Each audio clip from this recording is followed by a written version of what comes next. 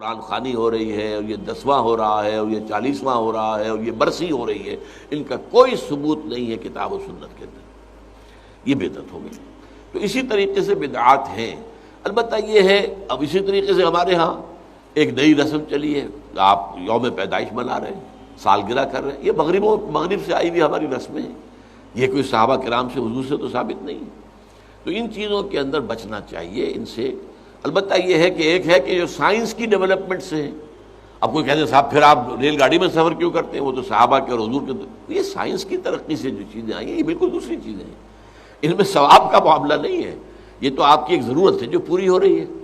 وہ آپ ہوائی جہاز میں سفر کریں، ٹرین میں سفر کریں، کار میں سفر کریں، یہ جدید ترقیات ہیں، ان سے فائدہ اٹھانا ہے اور ان کو استعمال کرنا ہے، تو یہ اور بات ہے۔ لیکن دین میں کوئی نئی چیز جو حضور اور صحابہ سے ثابت نہ ہو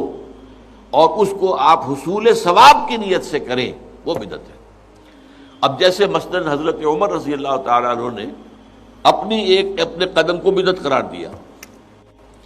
آپ کو معلوم ہے کہ حضور کے زمانے میں تراویح کی نماز کا کوئی رواج نہیں تھا،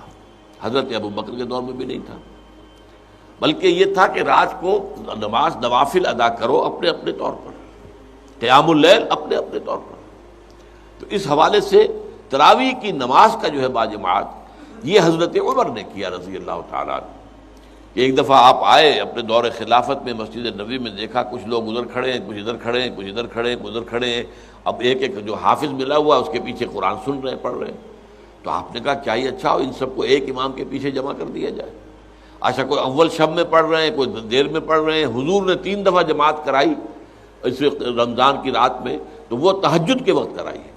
وہ عشاء کے ساتھ نہیں، جو ہم تراویح کہتے ہیں کہ عشاء کے ساتھ ہی 20 رکعت ہم پڑھتے ہیں، یا اہل حدیث حضرات 8 رکعتیں پڑھتے ہیں، اس لیے کہ حضور نے تو صرف تہجد کی جگہ پر پڑھائی، تہجد کی 8 رکعتیں ہوتی تھی حضور کی، تو 8 رکعتیں آپ نے پڑھائی۔ لیکن یہ ہے کہ پھر حضرت عمر نے یہ فیصلہ کیا کہ اس طرح کر دیا جائے، اور اس کے بعد یہ ہوا کہ ایک امام ہے، سب لوگ سن رہے ہیں۔ اس کے بعد ایک دن کہیں آئے حضرت عمر، داخل ہوئے، دیکھا کہ ایک امام کے پیچھے پوری مسجد بھری ہوئی ہے، جماعت ہے، ہو رہی ہے، اور آپ نے کہا نعم البدعۃ ھذہ،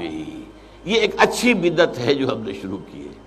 تو اس سے بدعت حسنہ کا لفظ عام طور پر لوگ لے لیتے ہیں، لیکن یہ واضح رہے کہ یہ حق جو ہے یہ خلیفۃ المسلمون کو تو حاصل تھا، یہ نہیں ہے کہ ہر شخص اس طرح کی نئی بدعت ایجاد کر لے اور کہے یہ بھی اچھی بدعت ہے، بدعت حسنہ ہے۔ اگر ہم اذان سے پہلے یہ پڑھ دیتے ہیں، درود پڑھ دیتے ہیں، تو کیا برائی ہے اس میں؟ کوئی بری بات تو نہیں ہے درود پڑھنا، لیکن بھائی نہیں، یہ قرآن اور حدیث سے اور صحابہ کے عمل سے ثابت نہیں ہے، اس لیے یہ بدعت ہوگا۔ اس لیے جو چیز جو ہے اس طرح کی، لیکن حضرت عمر رضی اللہ تعالیٰ عنہ یا کسی اور خلیفہ راشد کا کوئی فیصلہ ہو اور وہ گویا کہ پرانے طریقے میں کسی چیز کا اضافہ ہو رہا ہو، تو وہ ایک علیحدہ بات ہے۔ لیکن ان کے بعد کیونکہ اس میں یہ ما انا علیہ و اصحابی، تو اصحاب حضرت عمر اصحاب میں سے ہیں، اور اصحاب ہی نہیں بلکہ آپ جو ہیں خلفائے اربعہ میں سے ہیں، خلیفہ ثانی ہیں، تو اس پہلو سے ان کی بات علیحدہ ہوگی، لیکن کسی اور کو اپنے کسی کام کی شروع کرنے کو بدعت حسنہ قرار دینا یہ درست نہیں ہے۔